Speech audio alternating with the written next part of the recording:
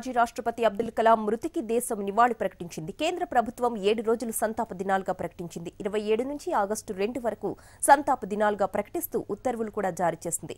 ఇటు ఇవాళ జాతీయ సెలవు దినంగా ప్రకటించింది. సంతాప దినాల్లో ప్రభుత్వ కార్యాలయాల్లో జాతీయ జెండాను ఎగురవేస్తారు.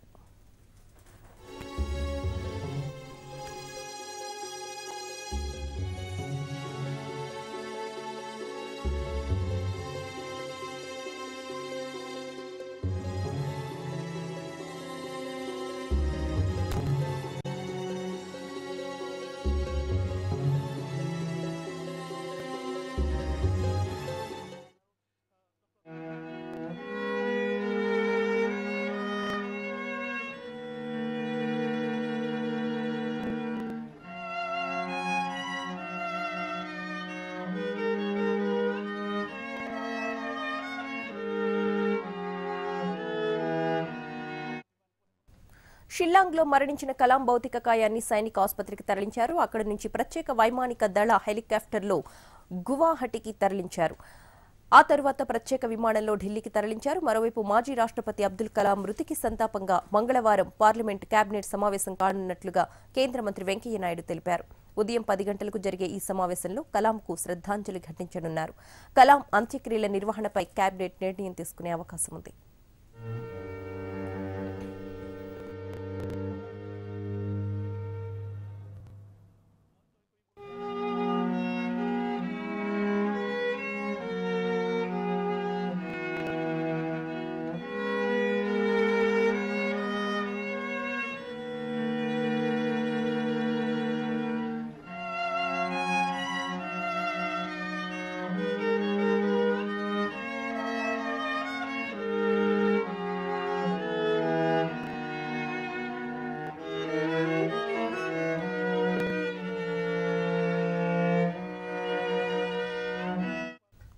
ఇటు కర్ణాటక ప్రభుత్వం స్కూళ్లకు సెలవు ప్రకటించింది. చిన్నారులతో కలాం ఉన్న అనుబంధంతో ఈ నిర్ణయం తీసుకున్నామని ప్రకటించింది. మరోవైపు ఇటు పార్లమెంట్ ఉభయ సభల్లో కూడా కలాంకు నివాళులర్పించిన తరువాత గౌరవ సూచకంగా వాయిదా వేయవచ్చు.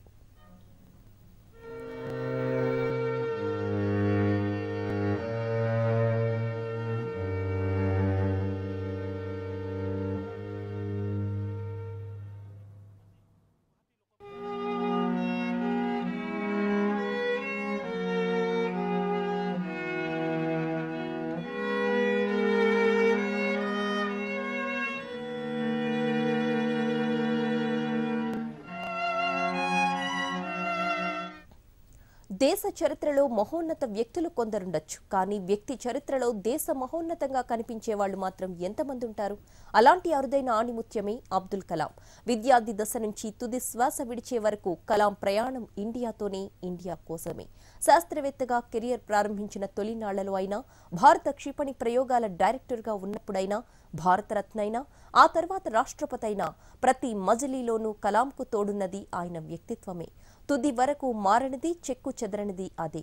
అధికారం కోసం అందలాలు, అధికారం చేతిలో ఉంటే తాయిలాలు అనుకునే రోజుల్లో కూడా రాజకీయం అంటే తెలియని, ఇసుమంత కూడా రాజకీయమంటని నిలువెత్తు భారతరత్నం అబ్దుల్ కలాం. రూపశిల్పిగా క్షిపణి ప్రయోగం చేసినప్పుడైనా, దేశానికి దిశానిర్దేశం చేసే గణతంత్ర ప్రసంగమైనా, చిన్నారులతో చిన్నపాటి ముచ్చటింపైనా కలాం మాటల్లో రెండే పదాలు పదే పదే దొర్లేవి. ఒకటి భారత్, రెండోది భవిష్యత్. ఇంతలా దేశ క్షేమాన్ని, ఉజ్వల భవితని ఆకాంక్షించి శ్వాసించి జీవించిన మహోన్నతుణ్ణి ఈ తరం ఇక చూడలేదేమో. భౌతికంగా కలాం క్షిపణిలా నింగికెగసిన రాకెట్ లాంటి ఆయన స్ఫూర్తి, మిస్సైల్ లాంటి ఆ మేధ, భవిష్యత్తులో అనిపించిన ఆయన విజన్ దేశాన్ని, జాతిని ముందుకు నడిపిస్తూనే ఉంటాయి. ఆశలకు రెక్కలు తొడిగి వింగ్స్ ఆఫ్ ఫైర్ లా విశ్వాంతరాలకి విహరిస్తూనే ఉంటాయి.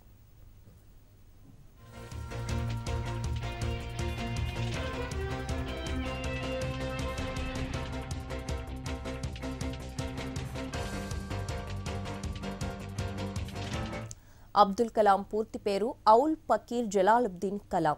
తమిళనాడు రామేశ్వరంలో అక్టోబర్ 15, 1931న జన్మించారాయన. పేదరికంలో పుట్టినా ఏనాడూ నిరుత్సాహపడలేదు కలాం. ఆయన పట్టుదల, కృషి ముందు పేదరికం సైతం తలొంచింది. ఫలితం భారతదేశం గర్వించదగ్గ గొప్ప శాస్త్రవేత్తగా, అధ్యక్షుడిగా సేవలందించగలిగారు కలాం. తిరుచిరాపల్లిలో భౌతిక శాస్త్రాన్ని అభ్యసించిన ఆయన చెన్నైలోని మద్రాస్ ఇన్స్టిట్యూట్ ఆఫ్ టెక్నాలజీ నుంచి ఏరోస్పేస్ ఇంజనీరింగ్ పట్టా కూడా సాధించారు.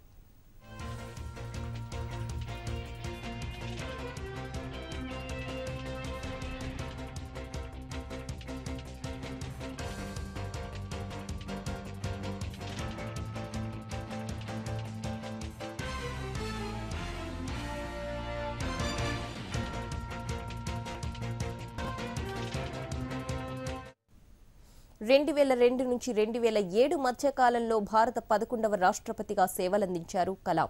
ఇండియన్ మిస్సైల్ మ్యాన్ గా పిలుచుకునే కలాం బాలిస్టిక్ క్షిపణి మరియు వాహన ప్రయోగ టెక్నాలజీ అభివృద్ధికి ఎంతో కృషి చేశారు.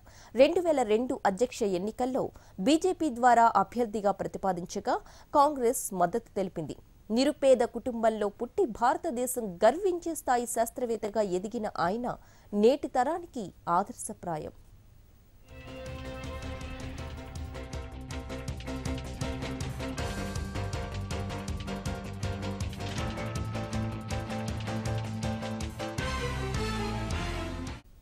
పంతొమ్మిది 1960లో Kalam DRDO aeronautical development establishment శాస్త్రవేత్తగా కెరియర్ ని ప్రారంభించారు.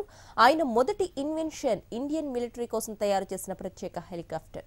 అయితే వృత్తిలో ఎంతో సాధించాలన్న తపన, దేశానికి తన వంతుగా సేవనందించాలి అన్న తాపత్రయం ఆయన్ను డిఆర్డీఓలో ఎక్కువ కాలం ఉండనివ్వలేదు. ఆ తరువాత విక్రమ్ సారాభాయ్ కమిటీలో పనిచేశారాయన.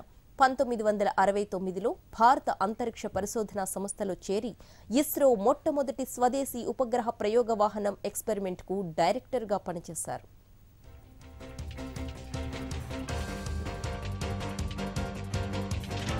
1970లో స్థానికంగా తయారైన ఎస్ఎల్వి రాకెట్ ఉపయోగించి రోహిణి 1 ఉపగ్రహాన్ని అంతరిక్షంలోకి పంపడంలో ఇస్రో చరిత్రలోనే అది మైలురాయైంది. విజయవంతమైన ఎస్ఎల్వి కార్యక్రమం టెక్నాలజీ ఉపయోగించి బాలిస్టిక్ క్షిపణులను అభివృద్ధి చేయడం కోసం ఏర్పాటైన ప్రాజెక్ట్ డెవిల్ మరియు ప్రాజెక్ట్ వలింట్లకు కలాం పనిచేశారు. ఇలా చెప్పుకుంటూ పోతే ఎన్నెన్నో కలాం జీవితంలో మైలురాళ్లు.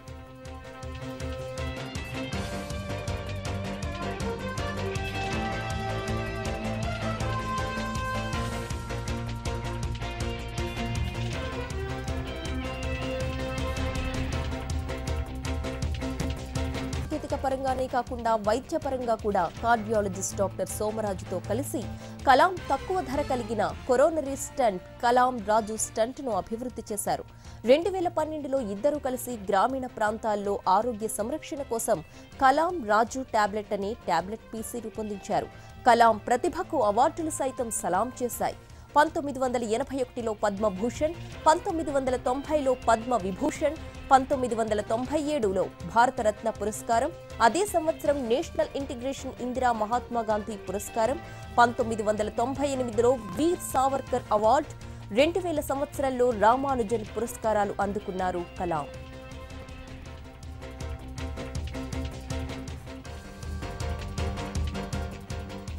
కలాం గొప్ప సైంటిస్ట్ మాత్రమే కాదు, గొప్ప రచయిత కూడా.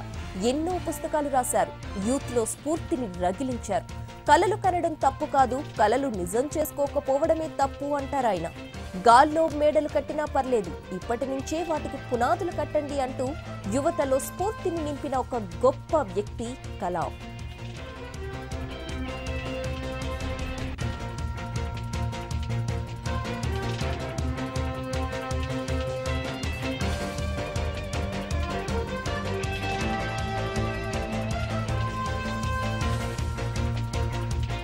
Wings of Fire, Ignited Minds, India 2020, Target 3 billion, Turning Points, Indomitable Spirit, Guiding Souls, My Journey, The Scientific Indian, The Family and The Nation.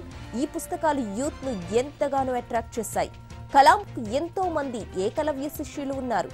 ఆయన పుస్తకాలు చదివి ఆయన జీవితం గురించి తెలుసుకుని ఎంతో గొప్ప స్టేజ్కు వచ్చిన వాళ్ళు ఎంతమందో.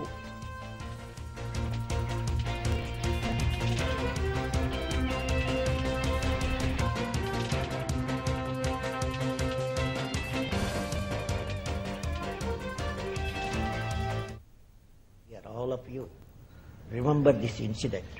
1979,